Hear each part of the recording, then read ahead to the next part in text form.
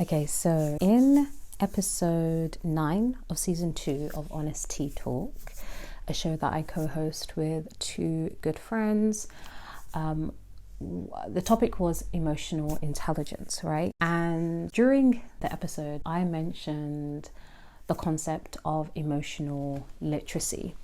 And I remember from that point, I got many DMs, I got many messages, many emails, and there were some comments asking, hey, LaYinka, what is this thing, this emotional literacy thing that you're talking about? And I thought, let me talk about this on the podcast, right? For those who were curious. And some people were like, oh my God, yes, you've got the word.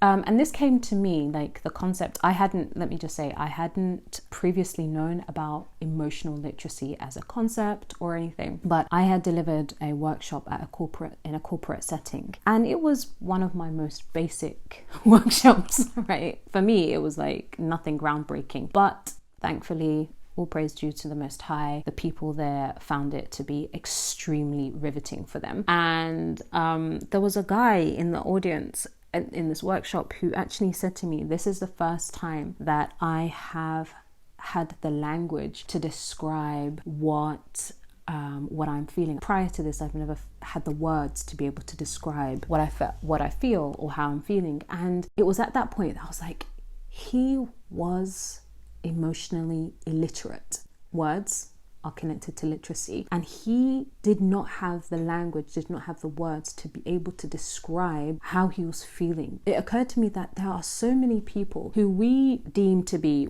emotionless or heartless or whatever it may be, who actually just don't have the words. They don't have the words to share. They don't have the language to be able to say, this is how I'm feeling right now. This is what is going on for me right now. This is the storm that I am feeling within myself right now. And it was a light bulb moment because I was able to identify many people in my life who are emotionally illiterate and to kind of see them through more compassionate lenses, because it's just like, oh, they just don't have the words. They just don't have the words. And emotional literacy is being able to identify one's emotions first and foremost, to be able to identify your own emotions and feelings that you have, and in order to be able to identify other people's emotions, and that there's something going on for other people, not to kind of, as we call in NLP, mind read and make assumptions of how we feel they are feeling or believe they are feeling, but to know that, hey, there's something going on for this person right now, let me get curious, right? And the importance of emotional literacy is that allows you, and I'm referring to emotional literacy with oneself, it allows you to really be emotionally clear and to be more connected to yourself. And as a result of being more connected to yourself, you can then be more connected to other people and to really be there and to see them and to be with them at a deeper level. And so that's one of the key, I guess, benefits of emotional literacy. And you can also go from this place of just surviving to actually thriving, to actually enjoying life, to truly partake in life from a whole, wholesome, holistic space rather than just surface level. A lot of the time I feel like I find that people who struggle with emotional literacy, they have a very shallow experience of life, and they have a very shallow experience of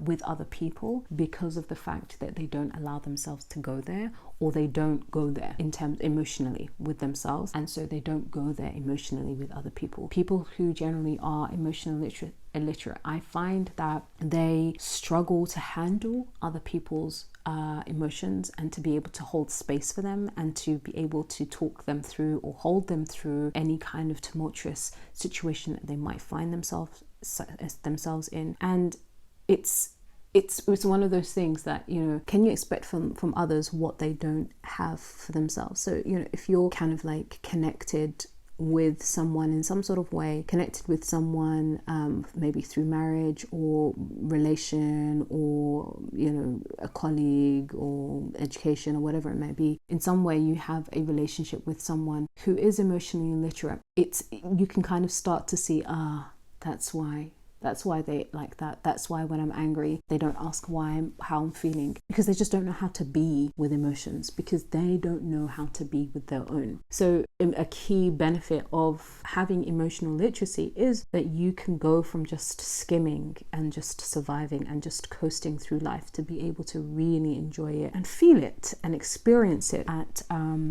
greater depths. And something that I like to, I really advocate for everyone is to give yourself the permission to acknowledge how you feel. I want to say that again. Give yourself the permission to acknowledge how you feel. To quit that repressing thing.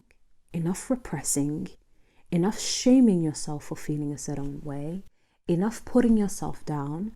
Enough pretending and trying to fake it and you never make it. Enough of all of that, and acknowledge how you feel. Because when you acknowledge, for instance, that you are frustrated, and you can acknowledge, I am feeling frustrated right now. I'm feeling frustrated right now. Yeah, you're less likely to act on that frustration because you have given space of acknowledgement and recognition for that frustration.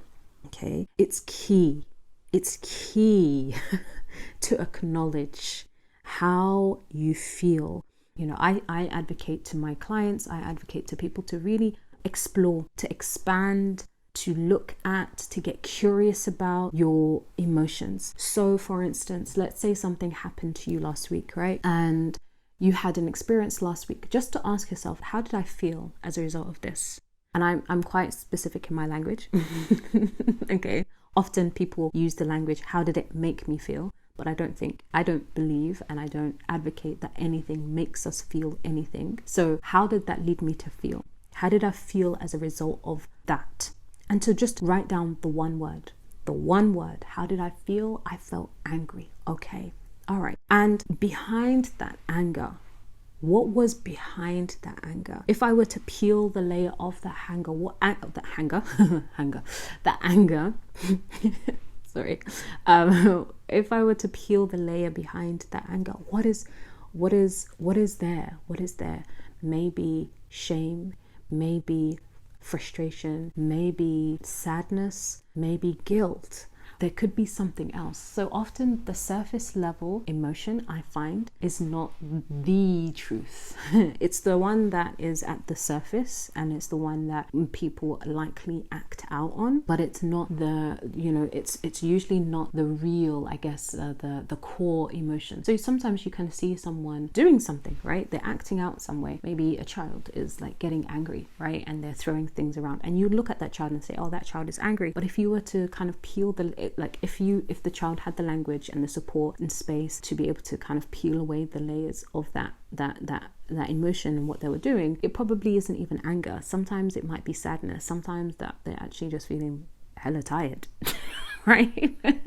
Right? And so you think that they're angry, but actually that's not what they're really feeling. So I always say to acknowledge how you are feeling, because your emotions are there as a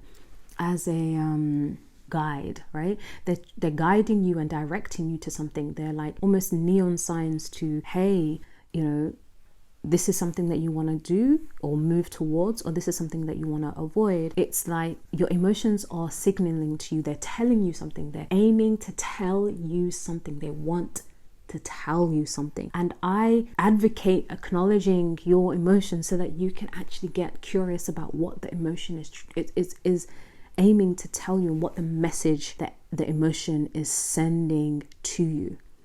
It is okay to have feelings. Allah has created us with the ability to feel. If feelings were bad, we wouldn't be able to feel them, right? If they were out of something that we should never ever do, we wouldn't have them. I feel like they're a gift. I personally feel like feelings are a gift. And so that's why I say acknowledge how you're feeling.